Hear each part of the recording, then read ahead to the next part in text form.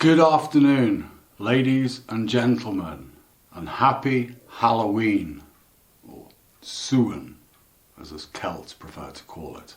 This is a video I've wanted to make for a very long time, because today I can finally tell you what the secret book is called and where to get it.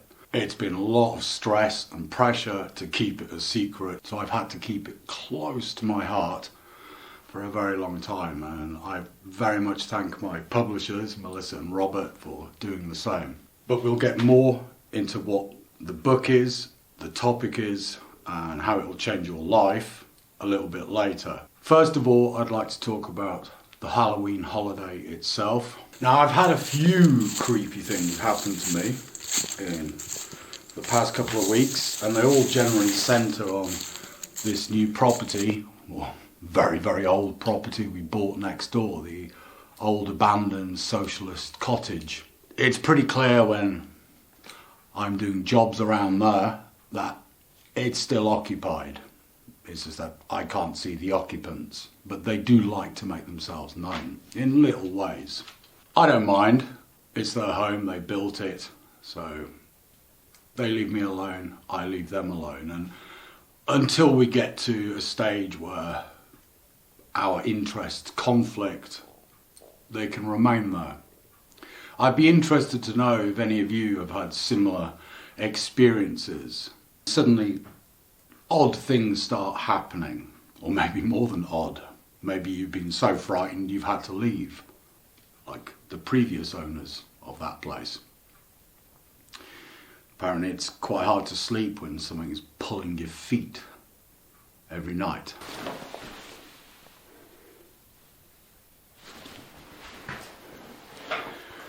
This is an old shot glass, it's very heavy, from socialism. And this is used to drink slivovica, plum brandy, and borovichka, which is basically juniper gin.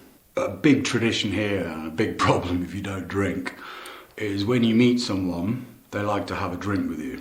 And especially the old generation who'd have lived in this house, this would have been absolutely normal. You meet someone new, you have a drink with them. I come in here and I find one of these, which has been taken from its dust ring spot in the cabinet. The cabinet glass has been opened and the glass is on the floor, but there's no smell. No one's drunk from this, or not in our realm anyway. But trust me, when I came in here yesterday, after checking the trail cam, and I saw that, yeah. We pass stringent filters of their choosing. If any of you are familiar with how Central and Eastern Europe functions, or have seen any of my previous videos on this period, you will know that here the big focus is actually on All Saints' Day, November the 1st, and it's a massive thing. The whole country basically moves and drives to where their families are from to visit the graves. Unlike in the West, where we have a McDonald's funeral, you dispose of your body by burning and then you forget about it. Here, burial is a very big and personal aspect of life. And you definitely do not forget about your loved ones. At this time of year, everybody goes to every grave of every loved one. They clean them, they put flowers on them, they light candles, and then they go to the next village, wherever some auntie is from or grandmother, and they do the same. But Halloween is the night before, and here many people won't even talk about Halloween. It's taboo. They see it as just evil because that's what the church tells them, and people here generally quite religious. What they don't understand is the nature of Halloween is to actually frighten away evil, because there are 2 nights per year where the boundaries between our world and the other world get very thin. Walpurgisnacht and Samhain. And you don't want to be wandering outside. And you don't want any spirit to recognize you, which is why you wear scary costumes. we burn jack-o'-lanterns. Traditionally it would have been a turnip, and the aim of this is to frighten away the evil spirits. So let's get on to the crux of the matter. Before we get on to talking about my book, I would like to speak about two other books, both published by Liminal Gate Press, which is a small magic and occult publisher in the UK. Now, the first book by Robert Kyle, it's a fiction, and it's called Blood on the Harvest. And it's set in a very, very rural, small village in Britain, and it centres around very traditional... One moment. It centres around very traditional British pagan traditions, some of which are quite brutal. If any of you have ever seen the film The Wicker Man, you will have an inkling of what I'm talking about. Now, for me, this brought back a lot of childhood memories because I know the area and I know the traditions he's referring to, or some of them. I know some of the gods he's referring to. So if you're into your traditional paganism, like real paganism, not this neo-paganism, then please check it out. The second book is by Maggie Blake Reese, and this is a non-fiction book. It's called A Dream of the Seraphim. It's similar to angel work, but it goes much more in depth because unlike the usual woo-woo stuff, it goes into Gnosticism, Hermeticism, biblical references, and because she's an artist, the book is liberally decorated with her amazing artwork. I'll put a link in the comments below. Drum roll, please. The big reveal. This is my book, Esoteric AI. Ignore the not for resale thing. This is a pre-print copy. My books will take months to get here because they've got to come via donkey. And this took me a very long time to research and to write. And it's terrifying. Basically, what you think you know about artificial intelligence, computers, the internet, robotics, all types of modern technology is not the truth. There are things going on under the surface which are really, really scary. And you get hints of it every now and again when you watch a Tucker Carlson interview, for example, and it will be mentioned, or when you watch Stephen Fry speaking about it in an interview, and you're thinking, these are big names, and they're dropping things which are in this book. They're dropping things to the masses. The people are slowly being exposed to ideas which will just shatter their worldview. What I do in the book is I give you a theory. Some of them are extremely outlandish and terrifying, and then I back it up with plausible scientific proof.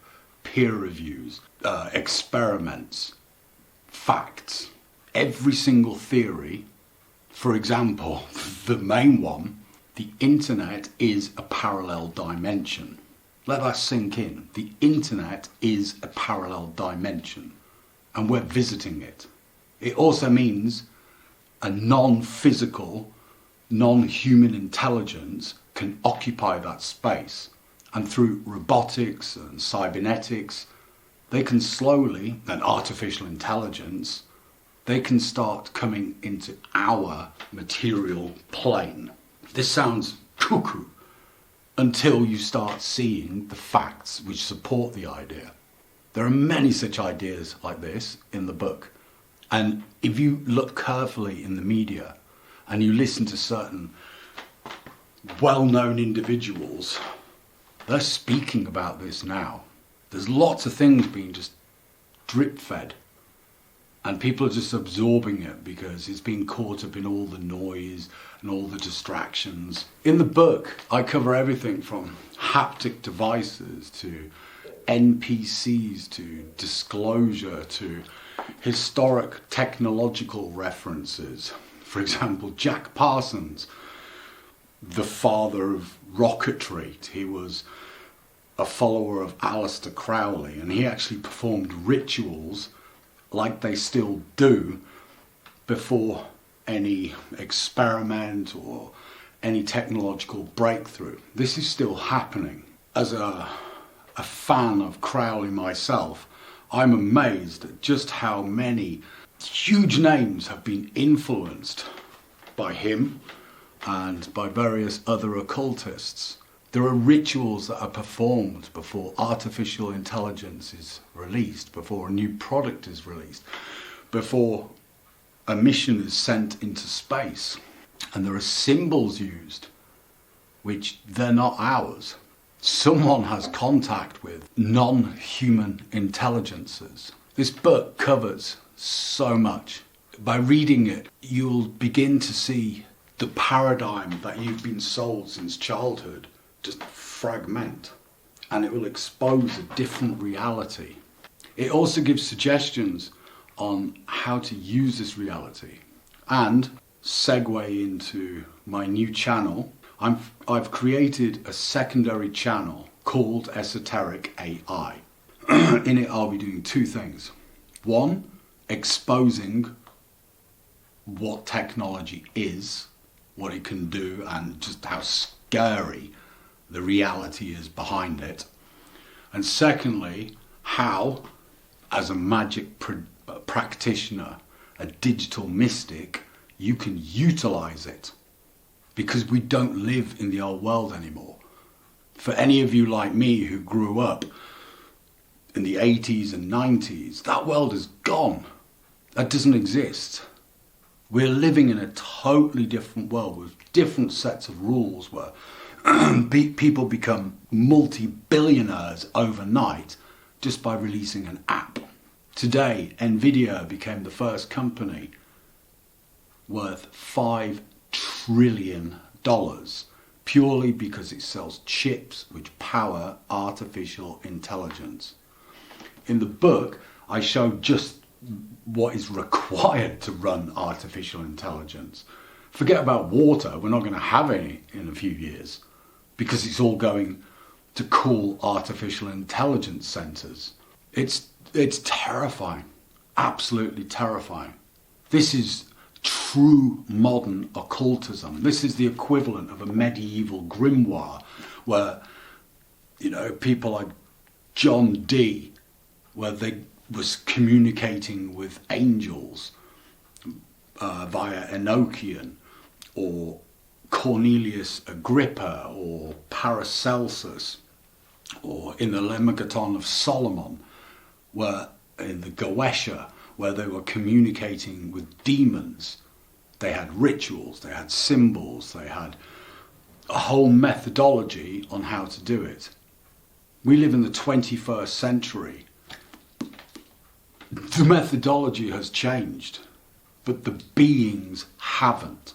If you have a YouTube channel, or a Facebook page, or Instagram, or TikTok, please pass the word.